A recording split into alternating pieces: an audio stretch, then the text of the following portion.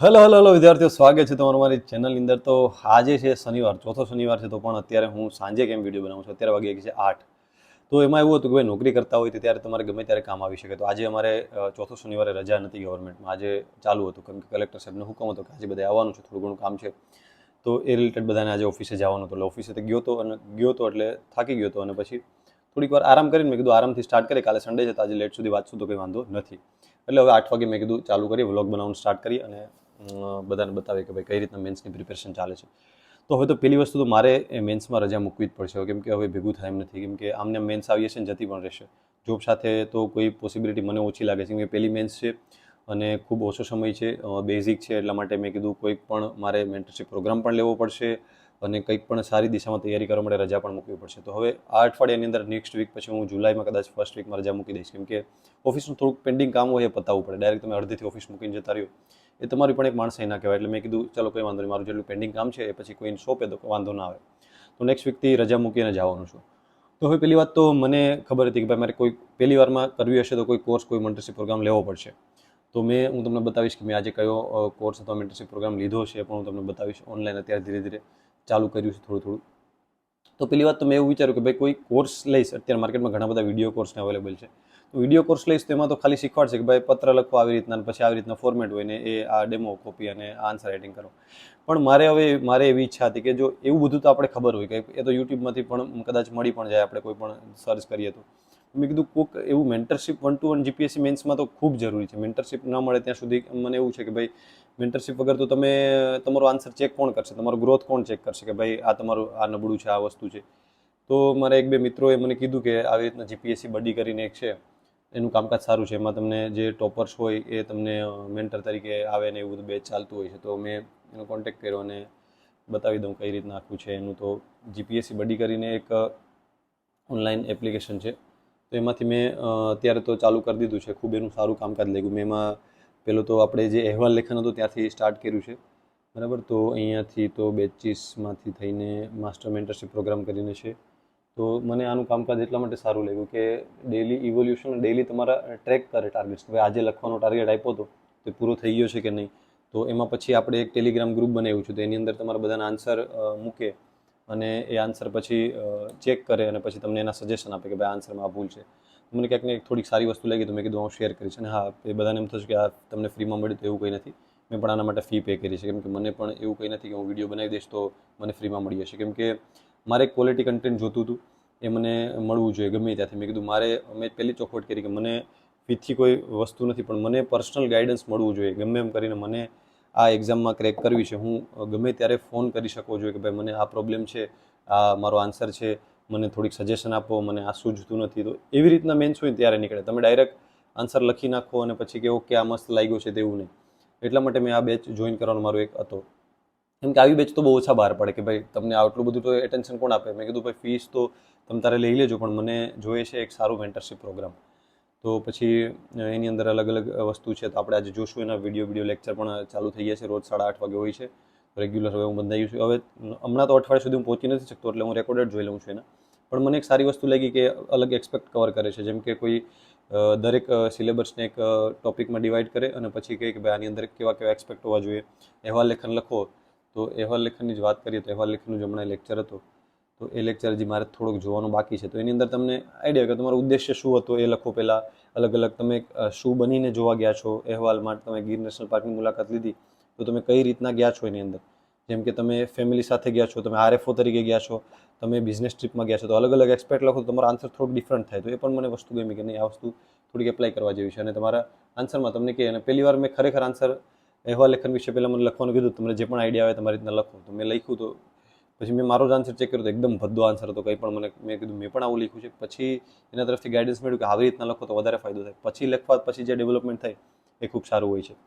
તો ચલો આપણે અત્યારે ચાલુ કરી દઈએ. વિડીયો લેક્ચર જોઈએ, થોડીક વાર લેખન કાર્ય કરીએ અને પછી જમી કરવી અને પાછું બીજા સેશન રાતનું ગોઠવશું. અને બીજું કાલ દિવસ છે તો એ દિવસ પણ આપણે ખૂબ એનું બેનિફિટ લેશું. તો ચાલુ કરીએ વ્લોગ. તો આની માસ્ટર મેન્ટરશિપ તો હજી હમણાં ચાલુ થઈ છે. અને પ્લસ એવું કંઈક આગળના સીસી મેન્સ માટે પણ આ લોકો પ્લાન કરી રહ્યા છે કંઈક પણ સમથિંગ. તો આની અંદર છે રેડી ટુ યુઝ ફ્રેમવર્કની અંદર ટેકનોલોજીકલ એસ્પેક્ટ ક્યાં ક્યાં હોઈ શકે. તો આનો લેક્ચર મારે જોવાનું બાકી છે, તો એ જોઈ નાખવાનું છે. અને પછી લેંગ્વેજનો છે. એમાં report writing, national park visit વિશેષતા પણ મારે જોવાનું બાકી છે. આની અંદર લાઈવ આન્સરની અંદર બધું જોવે છે.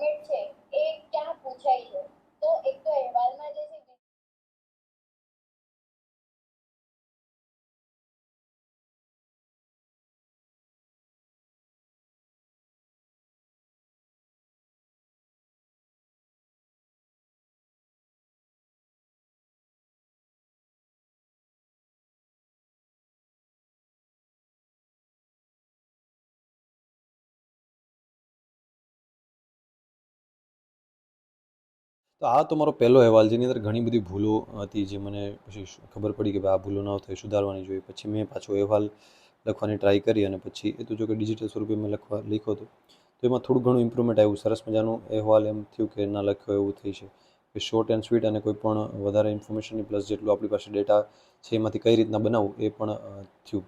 તો હવે થોડીક વાર જમી લઈએ અને પછી જમીને પાછું થોડુંક લેક્ચર જોઈએ અને આપણું વ્લોગ ચાલુ જ રાખીએ. તો વિદ્યાર્થીઓ, અત્યારે અમે જઈ રહ્યા છીએ જમવા માટે, અને જમવા માટે અમે જઈ રહ્યા છીએ માધવ હોટેલ શાંતિપરા છે ત્યાં. તો કોઈ પણ ગીર સોમનાથ જિલ્લામાં કોઈ પણ જે જમવાનો શોખીન હશે અને પૂછશો કે ભાઈ માધવ હોટેલનું નામ સાંભળ્યું છે કે, તો એને સાંભળ્યું જશે, કેમ કે બહુ સરસ મજાનું જમવાનું મળે છે ને. તકલીફ એટલી છે કે એ છે ને મારા મામાજી સસરાની છે, એટલે એમાં તકલીફ નથી, પણ તકલીફ એ છે કે ત્યાં એ લોકો પૈસા નથી લેતા. સંબંધમાં આવે ઓબ્વિયસલી છે કે હું હોય તો હું પણ ના લઉં, પણ હવે આપણે યાર ક્યારેક પછી શરમ આવે કે યાર કેમ વારે વારે આપણે રિયલીમાં જમવા માટે જવું હોય, પણ એને એમ કદાચ એવું કોઈને થતું પણ હોય, તો એટલા માટે થઈને આજે આપણે છાનામાના QR કોડમાં પૈસા કરી દેવાના છે ગમે એમ કરીને, બરાબર. તો અત્યારે હું અને મારી વાઈફ બંને જઈ રહ્યા છે ત્યાં, અને અત્યારે જે કેમેરો વિડીયો ઉતારે છે એ મારી વાઈફ પોતે ઉતારે છે, બરાબર. તો ઘણા બધા કહેતા હશો કે ભાઈ તમે તમારી વાઈફને બ્લોગમાં કેમ નથી લાવતા આજે, તો તમે બધા સમજી શકો અત્યારે સોશિયલ મીડિયા યુગ છે, બહુ ખરાબ છે, બરાબર. એની અંદર તો હું મારા કોઈ ફેમિલી મેમ્બરમાંથી કોઈ ખાસ કરીને સ્ત્રીને તો હું બ્લોગની અંદર લાવવા માટે નથી માગતો, કેમ કે અત્યારે AI ટેકનોલોજી શું બધી વધી ગઈ છે, એટલે એનો દુરુપયોગ ના થાય એટલા માટે આપણે, તમે સમજી શકો છો. ઘણા બધા મને કોમેન્ટમાં કદાચ કર્યું હશે પણ, બરાબર. તો અત્યારે હવે જમી અને સરસ મજાનું જમી અને પાછા આપણે રિટર્ન થઈ જશું ઘરે, પાછું મંડી જશું, સરસ મજાનું વાંચવા બેસી જશું, બરાબર. તો અહીંયા સુધી વિડીયો રાખીએ. તો પહોંચી ગયા અમે માધવ હોટેલ, અને જમવામાં તો ખૂબ મહેમાનગતિ થઈ, ફૂલ પેટ ભરીને ખાધું છે. હેલો વિદ્યાર્થીઓ, ગુડ મોર્નિંગ. તો આજે છે સન્ડે, અને કાલ રાતનો વ્લોગ પછી આગળ કન્ટિન્યુ ના કરી શકું, કેમ કે કાલ રાતે જમીને આવીને થોડું મોડું થઈ ગયું હતું. થોડી ઘણી વાર વાંચતો હતો, એટલે બેડ ઉપર સૂતો વાંચતો હતો. વ્લોગમાં કઈ રીતના એને લેવું, એટલે પછી વાંચીને પછી કંટાળો આવતો, એટલે મને સૂઈ ગયો હતો. તો આજે ઉઠીને હવે થોડા ઘણા કામ છે. આજે થોડાક બુક રિવ્યૂઝ છે. બુક રિવ્યૂઝમાં આપણી પાસે હજી 3-4 બુક રિવ્યૂ પેન્ડિંગ છે. ભારતની ભૂગોળ છે, NCERT MCQ છે, CCનું છે, નીતિશાસ્ત્ર છે. તો આ બધી આજે બુક રિવ્યૂ પણ કરવાના છે, અને રોજ એક એક કરીને મૂકી દઈશ.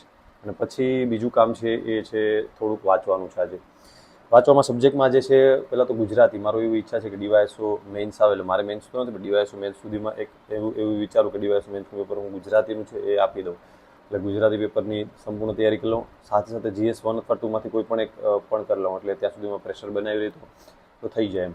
બાકી તો એમને તો થશે નહીં, એટલે એ કરવાનું છે. તો આજે GS 2 નીતિશાસ્ત્રનું આઈ થિંક થોડું ઘણું કરીશ, અને ગુજરાતીનું થોડું ઘણું કરીશ. બંને થોડું આજે કરવાનું છે, બરાબર. પછી હમણાં એવું લાગશે તો હમણાં વ્લોગ પણ મૂકી દઈશ બપોર આસપાસ. તો ચાલુ કરીએ વ્લોગને આગળ.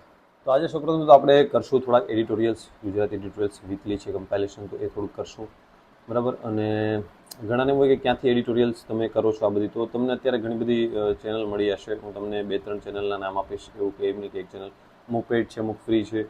એક એજ્યુફિલ કરીને છે, ફાઉન્ડેશન છે, એસ્પાયર GPSC એડિટોરિયલ છે, પછી માલધારી એકેડમી રાજકોટ છે. આ ત્રણેયમાં માલધારી એકેડમી રાજકોટનું તો મેં મારા ઓલામાં શેર કરેલ છે આઈ થિંક, અને એસ્પાયર GPSCનું પણ મારામાં શેર કરેલ છે. પણ એક ફ્રી છે ને એક પેડ છે, એ રીતના તમે જરાક જોઈ શકો, એના ડેમો પણ તમે આની અંદર જોઈ શકો, એટલે એ તમને આઈડિયા આવશે એમ. તો એ ત્રણેયના નામ છે, એ ટેલિગ્રામમાં સર્ચ કરશો એટલે ઓટોમેટિક આવી જશે. માલધારી એકેડમી અને આ બે તમે આઈ થિંક એનું ચેનલનું લિંક શેર કરેલી છે, બરાબર છે. તો એ રીતના જોઈ લઉં. તો આજે થોડાક છે ને પેલા ન્યૂઝ એડિટોરિયલ્સ એમને સરસ મજાના વાંચી લઈશું, એટલે થોડુંક આપણું જે ભાષા છે ને એ સ્ટ્રોંગ કરવી પડે. ભલે તમને લખતા આવડતું, મતલબ કે તમને ખબર હોય કે ભાઈ આમાં આવું લખવું, પણ તમારી પાસે શબ્દ ન હોય તો તો એ ભેગું થાય એમ નહીં, એટલે શબ્દો પહેલાં ભેગા કરવા પડે. એટલે રેગ્યુલર છે ને થોડા ન્યૂઝપેપરને વાંચતા રહેવા જોઈએ. અને ઇંગ્લિશનું પણ આવી રીતના આની અંદર આવી જાય, બરાબર. તો ઇંગ્લિશના પણ થોડા વર્ડિંગ્સ ખબર પડે. અને ઇંગ્લિશનું જેમ કે આપણે વાંચતા હોઈએ તો હું કેવું કરું કે અહીંયાથી ડબલ વિન્ડો ખોલી અને ઇંગ્લિશમાં કોઈ પણ, જો મેન તો ઇંગ્લિશમાં વાંધો હોય શબ્દ ભંડોળનો, બાકી તો ઇંગ્લિશમાં તમને આઈ થિંક બધું આઈડિયા હશે કે ભાઈ કેવી રીતના વાક્ય રચના હોય, કાર્ડ શું છે. તો ઇંગ્લિશ માટે તો એવું બધું કંઈ જરૂરી નથી.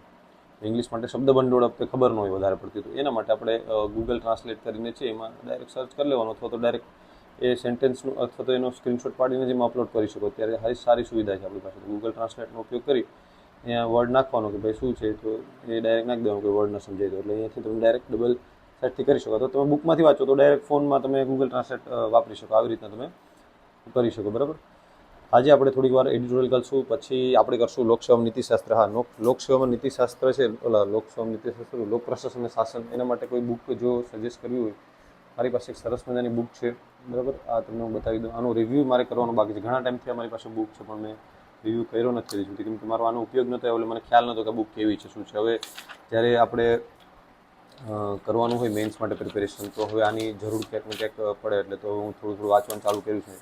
કેમ કે લોક પ્રશાસન મારા માટે નવો સબ્જેક્ટ છે, તો એ થોડુંક કંટાળાજનક પ્લસ લેન્ધી હશે.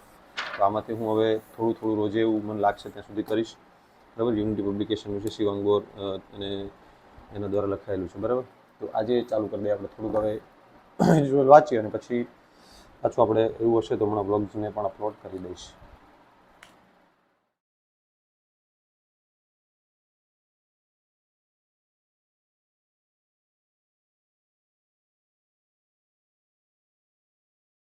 તો આજનો વ્લોગ અહીંયા સુધી રાખશું. અને આજે મારે ઘણા બધા કામ છે. રવિવાર માટે રજાનો દિવસ નથી, વધારે વર્કલોડનો દિવસ છે, કેમ કે આજે મારે બંને પ્રોગ્રામની અંદર લાઈવ છે. જે મારા મેન્ટરશિપ પ્રોગ્રામ ચાલે છે, CCA અને PSI, બંને અંદર મારું લાઈવ છે.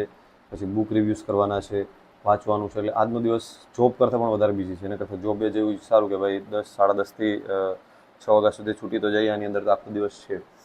એટલા માટે હવે રજા મૂકવાનું પણ વિચારું છું. તો અત્યારે લાગે છે તો 1-8 કલાકની અંદર કે 2 કલાકની અંદર હું વ્લોગને અપલોડ કરી દઈશ, બરાબર છે.